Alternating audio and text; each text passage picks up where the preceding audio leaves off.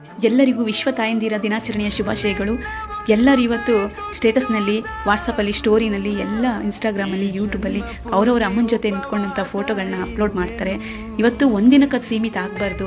ಯಾಕೆಂತ ಹೇಳಿದ್ರೆ ನೀವು ಅದೇ ಥರ ಜೀವನದಲ್ಲಿ ಅವ್ರನ್ನ ನಡೆಸ್ಕೊಳ್ಬೇಕು. ಬರೀ ಫೋಟೋದಲ್ಲಿ ಮಾತ್ರ ಅವ್ರನ್ನ ಅಪ್ಕೊಂಡು ನಿಂತ್ಕೊಳ್ಳೋದು, ಅವ್ರ ಜೊತೆ ನಿಂತ್ಕೊಳ್ಳೋದಲ್ಲ. ಜೀವನ ಪೂರ್ತಿ ಅವ್ರ ಜೊತೆ ನಿಂತ್ಕೋಬೇಕು, ಅವರ ಕಷ್ಟ ಸುಖಕ್ಕಾಗಬೇಕು.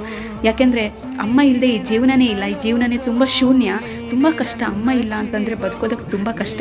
ಯಾಕೆಂದರೆ ಅದು ಅವ್ರಿಗೆ ಅಮ್ಮನ ಯಾರು ಕಳ್ಕೊಂಡಿರ್ತಾರೆ ಅವ್ರಿಗೆ ಮಾತ್ರ ಗೊತ್ತು ಆ ನೋವು ಏನು ಅಂತ ಹೇಳಿ. ಆದ್ದರಿಂದ ಅಮ್ಮ ಇರೋರು ದಯವಿಟ್ಟು ಅವ್ರನ್ನ ಚೆನ್ನಾಗಿ ನೋಡ್ಕೊಳ್ಳಿ, ಆದಷ್ಟು ಖುಷಿಯಾಗಿಡಿಸಿ. ಅವ್ರು ಏನು ಚಿಕ್ಕ ಪುಟ್ಟ ಆಸೆಗಳನ್ನ ಈಡೇರಿಸಿ. ಅವ್ರು ಏನಾದ್ರು ಕೆಲಸ ಹೇಳಿದ್ರೆ ಆಗೋದಿಲ್ಲ ಅಂತ ಹೇಳಬೇಡಿ, ಮಾಡಿಕೊಡಿ. ಅವ್ರನ್ನ ಖುಷಿಯಾಗಿಡೋದ್ರ ಮೂಲಕ ನೀವು 365 ದಿನ ಕೂಡ ವಿಶ್ವ ತಾಯಂದಿರ ದಿನಾಚರಣೆಯನ್ನು ಆಚರಣೆ ಮಾಡ್ದಂಗೆ ಅವ್ರು ಹೇಳಿರೋ ಕೆಲಸಗಳನ್ನ ಮಾಡೋದ್ರ ಮೂಲಕ, ಅವರನ್ನು ನೆಮ್ಮದಿಯಾಗಿಡೋದ್ರ ಮೂಲಕ ನಿಮ್ಮ ಸಲುವಾಗಿ ಅವರು ನೆಮ್ಮದಿ ಕಳ್ಕೊಳ್ಳೋವಂಥದ್ದಾಗಬಾರ್ದು. ಆದ್ದರಿಂದ ಅವ್ರನ್ನ ಆದಷ್ಟು ಖುಷಿಯಾಗಿಡಿ.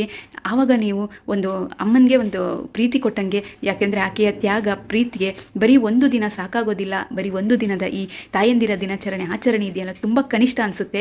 ಆಕೆಯ ಪ್ರೀತಿ, ತ್ಯಾಗ ಅಷ್ಟು ಆಳವಾಗಿರುತ್ತೆ. ತನ್ನ ಮಕ್ಕಳನ್ನು ತನ್ನ ಸೆರಗಲ್ಲೇ ಇಟ್ಕೊಂಡು, ತನ್ನ ಅಂಗೈಯಲ್ಲೇ ಇಟ್ಕೊಂಡು, ಕಣ್ಣ ರೆಪ್ಪೆಯಲ್ಲಿ ಇಟ್ಕೊಂಡು ತಾನು ಕಾಪಾಡ್ತಾಳೆ. ಅವಳ ಈ ತ್ಯಾಗ ಪ್ರೀತಿಗೆ ತನ್ನ ಕನಸುಗಳನ್ನು ಎಲ್ಲ ತ್ಯಾಗ ಮಾಡುವಂತಹ ತಾಯಿ, ತನ್ನ ಜೀವನವನ್ನೇ ದಾರಿ ಎಳೆದಿರುವಂತಹ ತಾಯಿ. ಅಮ್ಮನ ದಿನಾಚರಣೆ ವರ್ಷ ಪೂರ್ತಿ 365 ದಿನ ಕೂಡ ನೀವು ಅಮ್ಮನ ಜೊತೆ ನಗ್ನಗ್ತಾ ಖುಷಿಯಾಗಿಡಿಸು. ಅವರನ್ನು ಸಂತೋಷದಿಂದ ಇಡಿಸಿ ಆಚರಣೆ ಮಾಡಿ.